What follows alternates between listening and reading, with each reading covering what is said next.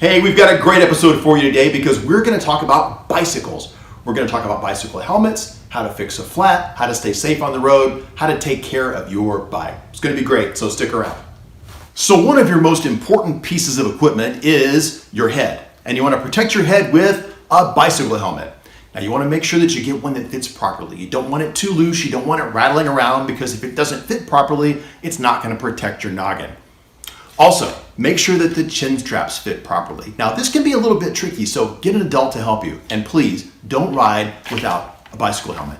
So one of the first things you want to do before you take off on your bike ride is to check the brakes, because let's be honest, riding your bike's a lot of fun. Not being able to stop, not so much fun. So the first thing you want to do is check those brakes. Now, the brake systems on every bike are a little bit different. Some have a disc, some have a caliper, some have a drum. The point is, before you pull out of the driveway, you want to test the brakes and make sure that you can stop and make sure that you can be safe. The other piece of equipment you want to take really good care of on your bicycle is the bicycle chain. Now the chain is very important because the chain is what transfers the energy from the bicycle pedals to the back wheels and essentially lets you go forward. So what you want to do is make sure that the bicycle chain is clean.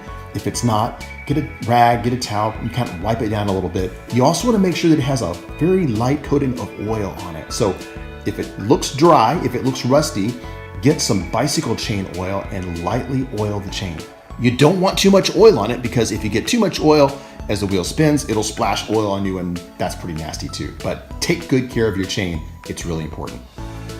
So for comfort and safety, you want to make sure that the seat, sometimes called the saddle, is adjusted at the right height just for you. It's really easy to do. On this particular bike model, it has a lever that you fold out that loosens this collar and lets you slide the tube up and down inside the frame of the bike. Once you get it to the right height, simply fold it back in and that locks it back into place. Now, every bike is different. A lot of bikes will have a bolt here and you want to grab a wrench, loosen it, again, lets you slide the tube up and down inside the frame, tighten the bolt back up, and you're good to go. Either way, make sure the bike fits you well so you can be safe when you ride. So how do I know how much air pressure should be inside my tire? Well, every tire is different, but if you look on the outside, you'll see a number. It'll say PSI and then usually a range between X and X. In this particular tire, it says PSI between 50 and 75 pounds per square inch. That's what PSI stands for. So in order to check it, I get my tire pressure checker, turn it on. This one's electronic. When it lights up, it will show you 000 PSI. What I want to do then is get it adjusted correctly, slide it down on top of the valve and hold it firmly in place. This says this tire has 11.5 pounds in it. I'm supposed to have 50 pounds in it, so I've got some work to do. In order to put air inside the tire, what you need is a tire pump like this, right? So it has a little lock on the end of it. You slide it down on top of the valve, lock it back, and start adding air to your tire.